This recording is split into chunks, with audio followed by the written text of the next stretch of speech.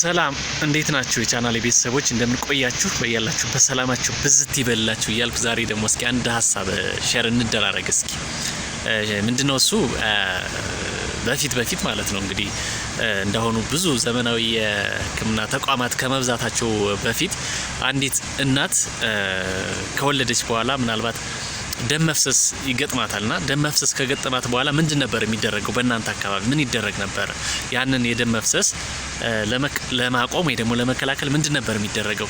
ኮሜንት ላይ አስቀምጡልን። እኛ ጋር ወይ ደግሞ እኔ በነበርኩበት ባደኩበት አካባቢ ይደረግ የነበሩትን ነግራችኋለሁ። ስለዚህ የእናንተን ደግሞ ጠብቃለሁ ማለት ነው።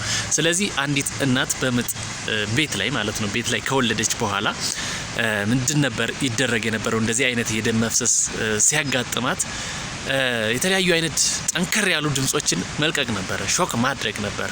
አንደኛው ምንድነው ቤት ላይ የሚኖሩ ደና ድምጽ ያላቸው ለምሳሌ እንደ ብረት ድስት፣ ማንቆርቆሪያ፣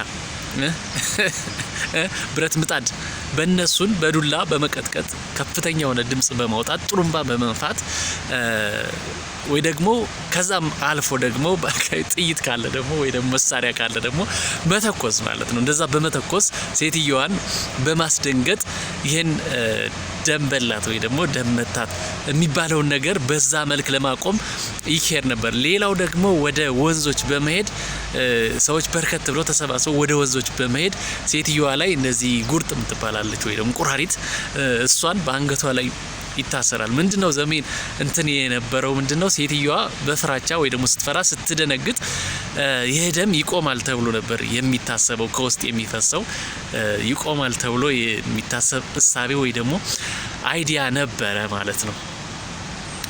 ለነገሩ አሁን እንኳን ብዙም ቤት የሚወልዱ እናቶች ብዙ አይገኙም። ያው አልፎ አልፎ በተለያዩ ምክንያት ካልሆነ በስተቀር በአንዳንድ በወቅታዊ ጉዳይ ካልሆነ በስተቀር በየአካባቢ ጤና ጣቢያዎች በብዛት ስለሚኖሩ ማለት ነው። ስለዚህ ይቆማል አይቆም የሚለውን እንግዲህ እኔ የማውቀው ብዙዎቹ እኔ 2 ሰው 3 ሰው አይቻለሁ። ብዙዎቹ እንግዲህ ሁለቶቹ በህይወት አልተረፉም ማለት ነው። ከፍተኛ የሆነ ደም ስለፈሰሳቸው በህይወት አልቆዩም ማለት ነው። ያው እንግዲህ ህይወታቸው አልፏል ማለት ነው። ስለዚህ ይሄኛው የሚሰራ ነገር አይደለም። ምናልባት ፕሪንሲፕሉ በሚደነግጥበት ጊዜ የማህፀኑ ኮንትራክሽን ጨብጦ የማዝ አቅሙ ይጨምራል ተብሎ ሊታሰብ ይችላል። እንግዲህ ከዛ ጋር አይደለም። ግን ምንድነው እንግዲህ ዋና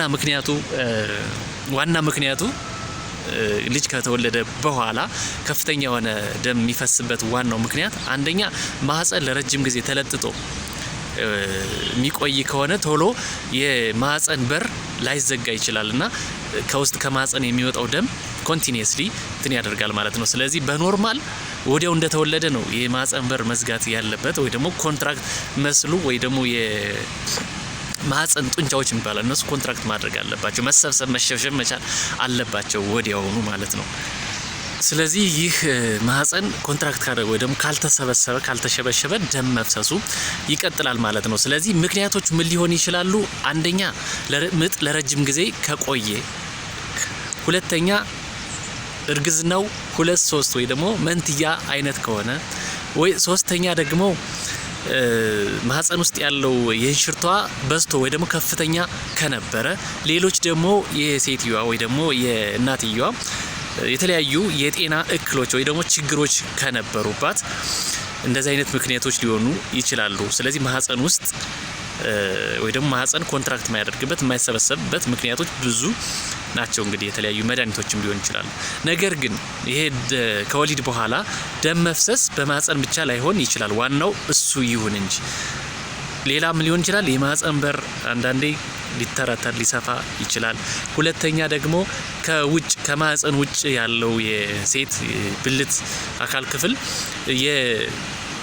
እና የልጁ መጠን ወይ ደግሞ ሳይዝ የማይመጣጠን ከሆነ በከፍተኛ በኃይል በሚወለድበት ሰዓት የውጨኛው የብልት አካል ክፍል የመተርተር ነገር ይኖራልና ከፍተኛ ሆነ በዛን ጊዜ በሰዓቱ ቶሎ ማኔጅ ካልተደረገ ትሪት ካልተደረገ ያለው ነገር ካልታከመች ይሄ ደም ከፍተኛ የሆነ ደም ይፈሳልና ደም መፍሰስ ደግሞ ቀላል ነገር አይደለም። እስከ ወዲያውኑ እስከ ህልፈተ ህይወት ሊያደርስ የሚችል ነገር ነውና ስለዚህ እስኪ የእናንተን ሀሳብ አካፍሉን።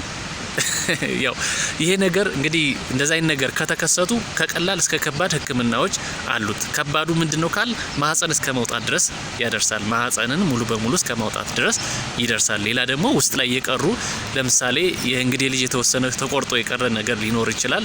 ሌሎች ነገሮች ሌሎች ቲሾች ነገሩ ካሉ እሱ ተሟጦ በደም ተጠርጎ መውጣት መቻል አለበት። ሌሎች ውጭ ላይ ያሉ ነገሮች ሰነጠቀ አይነት ነገር ካለ እሱ መሰፋት መቻል አለበት።